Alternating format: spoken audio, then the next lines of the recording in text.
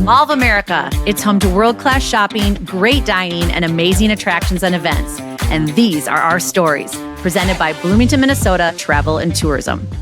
Hello, Mall of America fans, and welcome back to So Much More. I'm your host, Jill Renslow, joined by Maggie and Madison, my co-hosts, my colleagues, and newfound regulars here on So Much More. Well, we are here to talk about all things vintage because the Totally Rad Vintage Fest returns at Mall of America April 18th and 19th, so get ready to shop because from throwback fashions to sustainable shopping, this fan favorite event is packed with unique finds. We're joined by Sarah Emerson, who is the owner of Totally Rad Vintage Fest, to share with us what to expect and why vintage continues to thrive. So welcome, Sarah and Maggie and Madison. Are you guys ready to talk vintage? Ready. I'm so excited. This is my personal favorite event, so I cannot wait to shop, actually. So excited. Awesome. We love shopping. It's Mall of America. So yes. Fun fact, I got this blazer at the first Totally Rad Vintage event at Mall of America years ago. In the Rotunda. Yes. So this year it'll be even bigger and better. Mm-hmm. We're expanding it. We'll have the most vendors I think we've ever had here. Yeah, we will. Yes. Yep. So it's going to be amazing. Welcome, Sarah. We're super excited to have you. Hey, I'm stoked to be here. I love them all. Well, and shopping. Let's start with how did this relationship and partnership begin a few years ago? So start with that story, Sarah. It's wild. So Totally Rad started as a small pop-up at Familia Skate Park that was just in the Twin Cities. And Madison is our connection to the mall. She had actually emailed us after our first or second event and said, I want to volunteer. I want to get involved. And we were like, well, we need help. And this was back in the COVID times. And we have like a vintage video game station at our full events.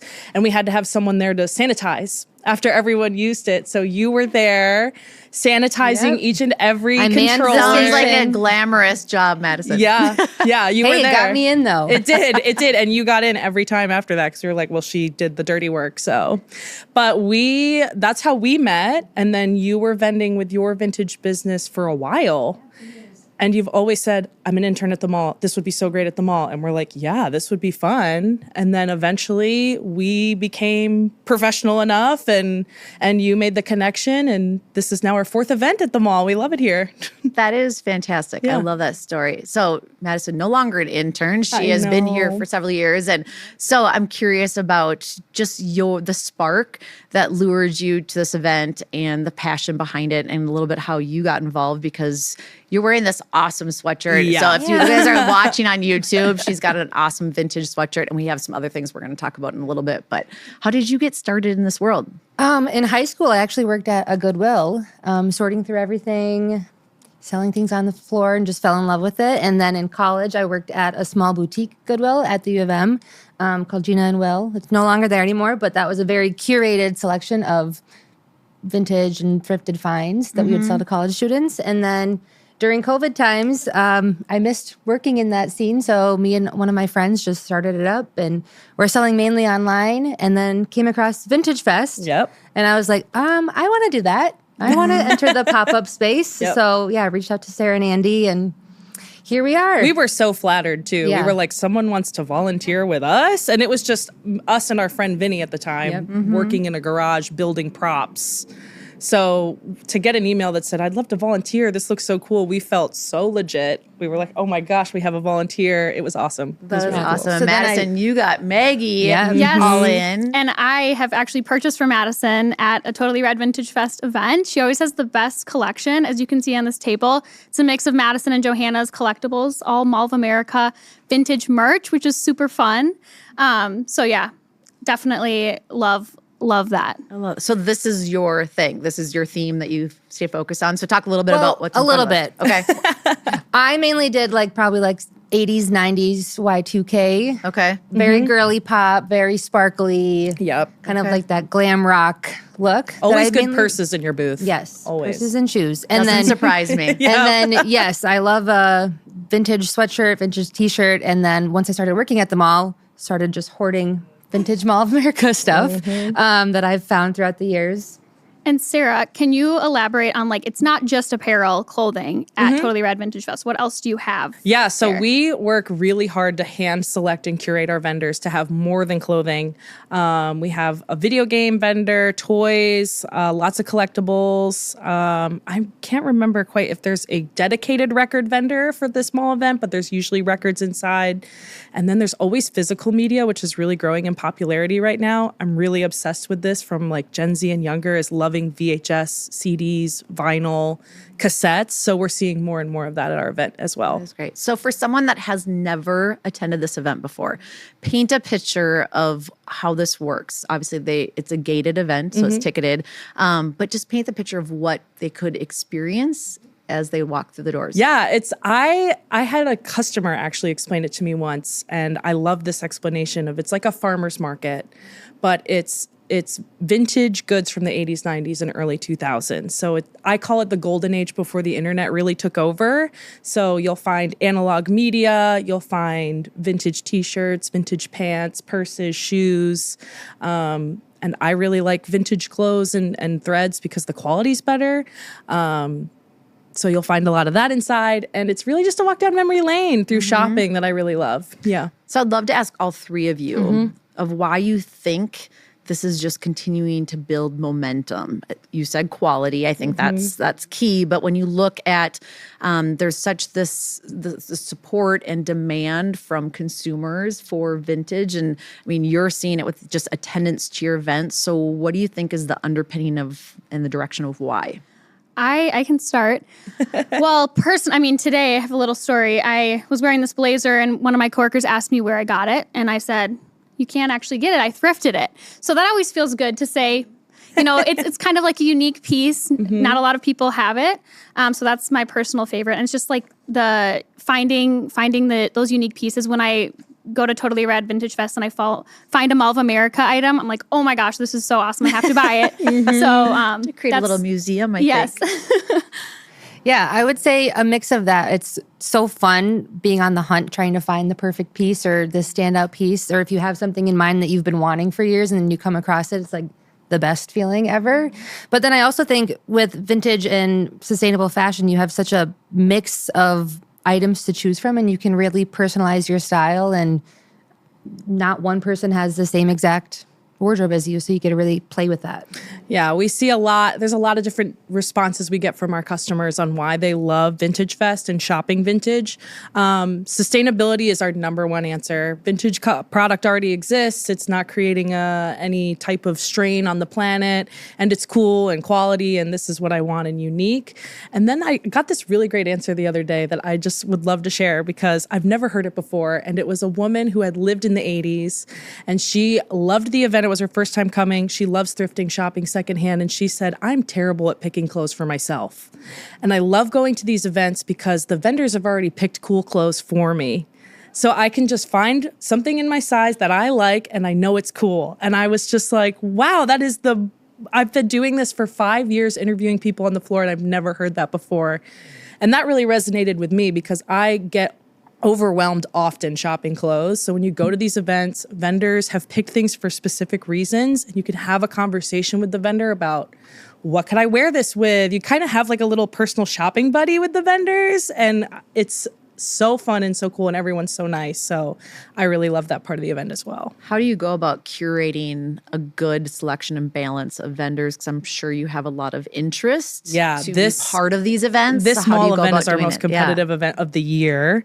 Our big event at the convention center is usually 100 to 150 vendors. Here at the mall, this is our most vendors we've ever had. We're doing 60 in 2 spaces. We had over 400 applicants from all over the country, and it was very overwhelming, but we're so excited to see that because it means people are excited. It's a very long process that me and my employee Ainsley go through, but we like to start by looking for people with something that's unique. There is a big difference in my head between people who just pick whatever they think will make money and those who curate something based on what they love and what they think other people will love. There's a real passion and love in it. One of my favorite vendors that we're going to have at the mall event, his name is Reaper Rags. He curates what we kind of call older brother street skater core grunge Y2K. I don't know what the name is. Wow, that's a lot. I know. It's like, no one has told me a good name for it. And so that's kind of all of them in one, but it's Affliction, Jinko jeans. That's really how I would Rockaware, like kind of blingy, dark Y2K clothes. Okay. He does it because he loves it. He has a full like mullet mohawk. He wears the clothes constantly with a giant chain, and he really loves it. And he's built a whole brand around this one aesthetic. Him and his wife both do it. They travel the country with us, and that's someone right away where I'm like, that's a dedicated, almost like a full-blown store with a theme, and less of just a bunch of thrifted stuff on hangers. So we really prioritize vendors who curate. And it's hard because a lot of people are getting better at it as they do it more and more. So it's a long process. I really do love the variety of vendors you choose. I feel like no matter who you are, there's something for everyone there. There's a lot of t-shirts. There's sometimes more workwear, blazers, accessories, video games. There's just a whole variety, and it's great to look through. It really is like a museum, but you can take it home. So that's always super fun. I did want to ask, so you guys originated in Minnesota. How did you expand? Because you're now doing events. You have an event coming up in Fargo, and then I believe Seattle after Mall of America. Yep. It's kind of all over the country. How did you guys expand? It is a wild kind of convergence, very serendipitous story how this all started. So we, during the COVID times, my husband and I, before the COVID times, we'll start before COVID, right, BC? I have never heard that. I know. We tell this story so much. I was like, BC before COVID. My husband and I used to work for the family entertainment division of Cirque du Soleil. So he was in operations. I was in marketing. Those were shows that were touring the country at the time.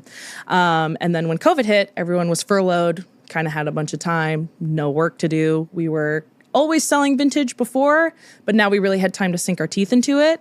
And we had met our friend Vinny, who was working at Familia Skate Shop. And he said, I've always wanted to throw a vintage event there. And we said, well, you just met the two people that can help you do that. So we had thrown an event October 2020. It was 30 degrees outside. We had to be outside because of COVID, mask restrictions were all in place, and we did it free to attend, free to vend, just for fun. And we had 2,500 people show up to shop from I think it was 15 vendors out in the parking lot of Familia that day. And we went, there's something cool here. So we had done a couple shows at the skate park, got too big for there, went to the convention center. Our first convention center show, we had 6 feet between every booth because we were still, I think it was 21 or 22. So we were still following COVID protocols then. And that was insane for crowd flow. It was just like this crazy amoeba of people inside the convention center. We had done a couple shows there. And then my husband and I looked at each other and we said, we know how to tour. Why don't we try 6 or 7 cities in the Midwest and see how it goes?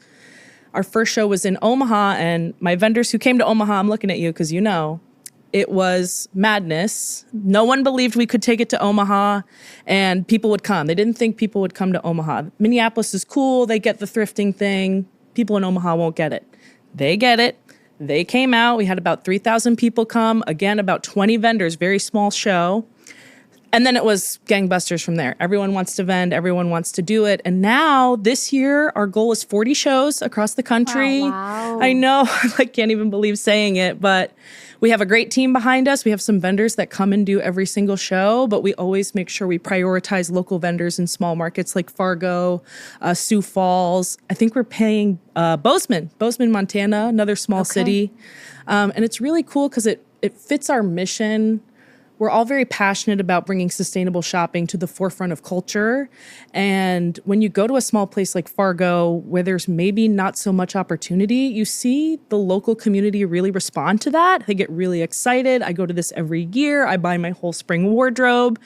And that's really cool to be able to facilitate. That's kind of it's why we like it, but it's a symptom that we're seeing. And it's a positive symptom. That's maybe not the right word, but it's cool. It's really cool. So we're excited to be 40 different cities this year. Seattle. Yeah, thank you. Thank you. It doesn't feel real. That is great. So for someone that has never attended before, they are just getting into vintage shopping, where do you recommend they start? Oh my goodness. There's a couple different strategies people take. If you are the type of person who writes a list, I want a red blazer and a pair of kitten heels, go for it, find it. If it fits, buy it right away. If you're going more to explore with personal style and see maybe what you're feeling, just go in and feel the vibes. A lot of our events are 60 plus, sometimes 100 plus vendors, and there's a lot to digest. So take your time, go through it. A lot of vendors are really good at displaying their aesthetics hung up on their booth walls, so you can look above the crowds and see what speaks to you, and always talk to your vendors. Vendors are the sweetest people. I have very rarely met someone who's mean, and if they are mean, I usually tell them to shape up. They'll always help you. A lot of vintage sellers do it because they love the stories behind the clothes and they love making other people feel good.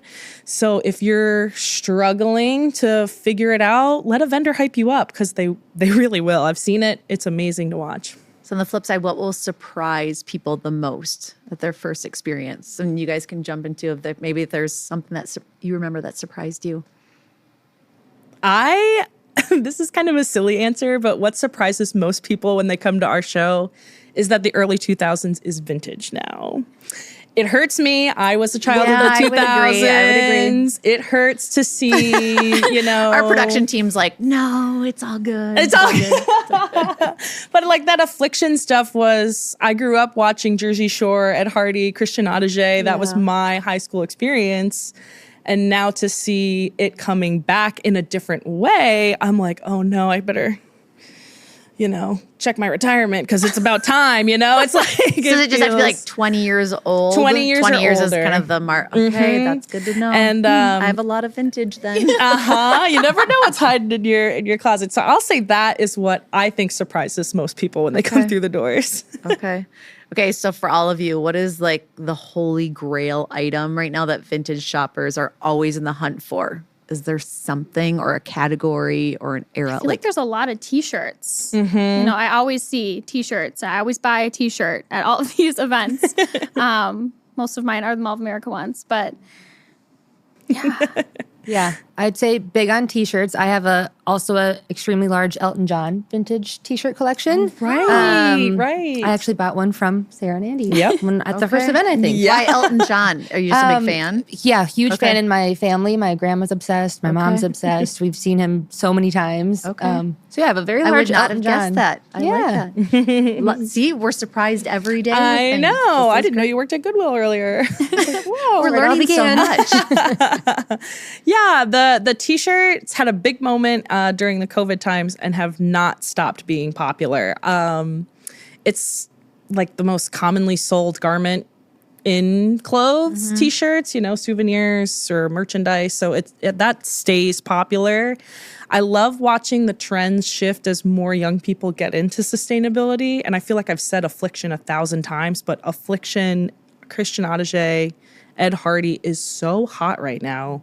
I'm completely blown away. I'm like, oh my gosh, this was my thing. And that's that, especially here in Minnesota. We see it a lot in Minnesota and a lot of Detroit, that older brother core style is really popular. But what remains really popular as well is classic Nintendo video games, N64, vinyl records, and now VHS is coming for, if vinyl records have been holding the first spot, VHS is kind of coming for it. So viewers and listeners, there is a Mary Kate and Ashley VHS on our table. Let me tell you, I walked in this room and it brought back so many memories because that was one of my first projects I worked on at Mall of America. So connecting all this to like vintage, yes, I'm feeling a little old today, but that is okay. It was a lot of fun memories. And that's what we were talking about too, like vintage, there's stories connected to so many of these items, and whether that brings you back or if the vendor has stories to share, but there's so much fun connection with a lot of these pieces. So is there something that's just absolutely crazy that you, like an unexpected item? So the most crazy, the most unique that you've seen somebody find? Oh man, I'm sure you have so many. There's a lot of like very weird things I can't say on a podcast that I've seen. And yes, I guess it should be family friendly. What is that doing here? Let's gotta go behind a table, please. Goodness. There's a lot of really cool, because we're based in Minnesota, there's always a lot of really cool Minnesota merchandise that I see come through our vendors, especially at our Minnesota shows. And I know a lot of our vendors curate Mall of America stuff and Minnesota themed or historic stuff for this show at the mall specifically, since it's such a Minnesota heavy show. And I am not from Minnesota. Don't tell anybody. But I'm originally from upstate New York, but I've lived here for about a decade. So there's a lot of this stuff I don't know, like the snow blizzard, the Halloween snow blizzard. Oh, yes. There's that sweatshirt that everyone loves. I have no idea what it's about. I would have never known if the sweatshirt didn't come through my hands. So I really like to find that unique Minnesota stuff at our show, for sure. Yeah, I would expect a lot of that will be at this event. So let's talk about it. This event's coming up. Woo-hoo. So Maggie, kick us off. Tell us everything people need to know, how they get tickets, where they learn more. Give them all the deets. Of course. Yeah, so you can get tickets at Totally Rad Vintage Fest, or if you look at Mall of America events, tickets are $5 in advance. So if you buy it now, you can get it for $5, otherwise $8 at the door. And if you go up to the 4th floor at Mall of America, you will automatically see Totally Rad Vintage Fest. You'll see the lines. It's going to be a great event, April 18th and 19th. That's a Saturday and Sunday. And there's even early bird shopping as well. So if you want to get there early on Saturday at 9 a.m., you can buy tickets for $20.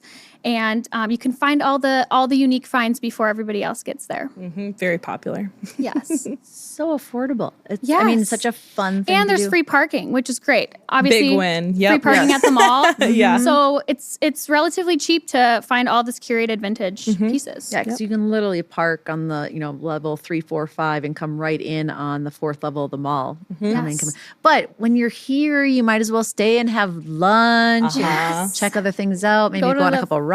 Fair on just 4 have right some over fun. there on level 4 as well. Yep. Yeah. Yeah, a lot of fun things. Anything that you would say like the must-have as people are preparing for this event coming up that you would encourage them or recommend that they explore when they're at Vintage Fest? I will say bring some reusable bags. That's pro Good tip tip. from me. A lot of vendors have bags, but some of them don't. And if you're finding a lot of things, you're going to want something easy to carry them all so you can keep shopping. And I would just say give it patience and have fun with it. I think there's so much to look at and to see, but you'll kind of know right when you find a vendor that you connect with or a store that you connect with, you want to like buy everything in there because it's like so perfectly curated to what you like. So I would just say explore and have fun with it. And yeah, meet people. The Vintage Fest or the vintage community in the Twin Cities especially is such a great community of people. And it's just really exciting that they'll all be here celebrating together. I know. Great. Yeah. What are your tips, Sarah? Oh man, your reusable bag is a great one. I always recommend dressing up. I think that we have a great fashion scene here in Minneapolis. A lot of people come to our event it's an opportunity to wear what you couldn't normally wear. So people dress up and show out. One of my favorite parts of the show is watching people express themselves through their style, whether it's inspiring or you just want to wear it. It's really fun, and I highly recommend it because you're going to get 1,000 compliments. And you might end up in one of Totally Rad Vintage Fest outfit videos that they post on social. Yes, let's talk about this. What's an outfit? Showing video? off all the different looks that they see. Okay. at the Essentially, events. I go crazy inside and I find every single outfit that I personally like and I make you pose for me, and then I do a little reel of all of them together. It's so fun. It always performs well for us on social, and it's just people being happy who they are. So it's really a fun way to show off our community of shoppers. Very fun. So all three of you have a little quick round to end this up with a couple questions. So what is your favorite vintage decade? Maggie, start us off. Oh, this is hard. I don't even know what are shoulder pads and like blazers? Is that like 80s. Oh, 80s. Okay, I'm going to say 80s. I'm going to say 80s. We're like the power suit. Yeah. I don't even know what to say. I'm going to say 80s. We can help you with that. That was before you were born. I'm going to go 90s. I'm a big denim and leather girl. So, and a little kitten heel. Yeah. Okay. Yep. I'm going to say 2000s. Look at us just rocking down the line. But it's just my childhood. I love it. I love now that I have adult money, I can buy what I want. And it's just that Y2K before the internet. It's like right before the internet really was in our pocket. And it's like felt like a golden age at the time. So I love that. Okay, Madison, you're going to start with this one. One item everyone should own. A cool leather jacket. Ooh, that's a good one. Like more of a biker style? That's my favorite, but Okay. I think whatever style feels good for you. I feel like a leather jacket is just timeless. And don't be scared of it. I like that. You can dress it up, dress it down, Yeah, everything throw in it between. on with any outfit. I love that. Sarah, how about you? I'm a statement vintage necklace because it's so great. I think it spices up anything. You go with basic layers, and it's a great way to get a unique piece right there in the forefront. And we have some great jewelry vendors coming to the show, so you'll find some cool statement necklaces. Yeah. I'm going to say a jean jacket, like an oversized jean jacket. Even though my little cousins told me it was out of style, I feel like jean jackets never go out of style. So They lied to you. Yeah, I think they did. Okay, best vintage find ever.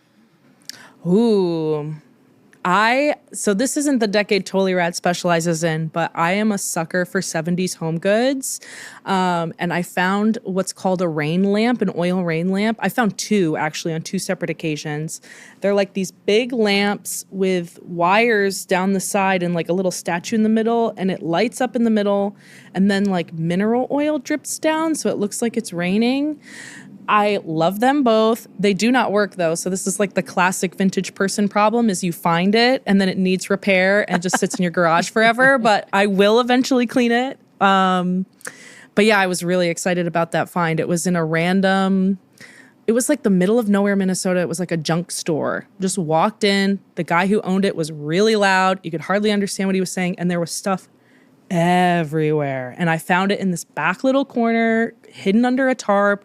And I was like, how much do you want for this? He said, $20. I was like, He's perfect. probably like, it wasn't for sale, but Right. now it is. Right. I don't know. This place was like, it was like a classic, like you've ever seen hoarders. I've never been in this situation really. My husband has a couple times. It was like you were walking on the stuff, which felt wrong because it was all cool stuff. But there she was, and I got to take her home. And The best feeling. I love That's her. fun. She'll be working one day. I love it. Maggie, how about you? Well, I love this blazer. We're hearing all about the blazer. I purchased a leather jacket from a Totally Rad Vintage Fest event that I love. And I've also actually purchased a few vases from an event at Totally Rad before. So I have some home decor pieces as well. So, yeah. Yeah, going off the home decor thing and my Elton John collection, Yep. I found a signed Elton John huge poster in like a very heavy like vintage glass frame. Wow. That is like my pride and joy. I found it on Facebook Marketplace actually here in the Twin Cities, and I immediately got in my car and went and picked it up. I love That it. is so much fun. And I'm never gonna sell it. No, I never. love it.